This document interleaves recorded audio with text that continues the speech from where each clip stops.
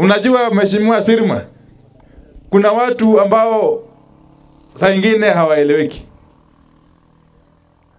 Juzi au mara kadhaa hao watu wa Mnyoro, nasikianga wa Mnyoro, ati wakati huu wanaanza kusema ya kwamba Baba Raila Amolo Odinga aachane na Mheshimiwa Rais Ruto, ati wao watampatia kura awe rais.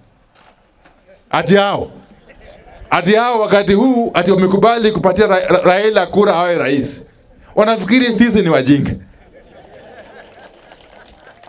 Sisi tumeambia baba Raila ya kwamba hiyo maneno hatutaki. Hiyo maneno ya upuzi, ya ukora hatutaki. Kama walishindwa kupatia yeye kura wakati ile, sasa wakati huo utapotea namna gani? Lazima wakubali ya kwamba Mheshimiwa Rais Ruto wako katika kiti na ataendelea kuwa kwa kiti. Na sisi tutaambia baba na tushamwambia yeye tayari ya kwamba mambo ya kusukumwa ya kwamba kuna nafasi ya kupewa urais na watu ambao wako nje ya serikali, hakuna.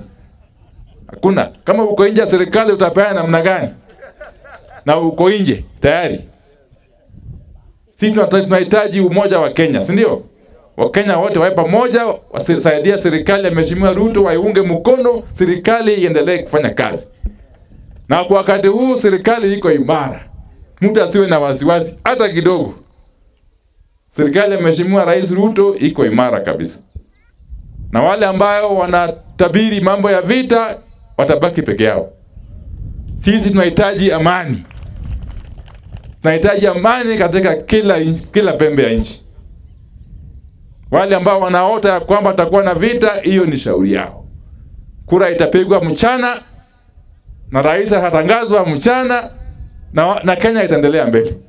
Sawa sawa? Sisi tukiwa ndani yake. Mheshimiwa Sirma. Kwa hivyo hakuna wasiwasi hata kidogo. Hata kidogo.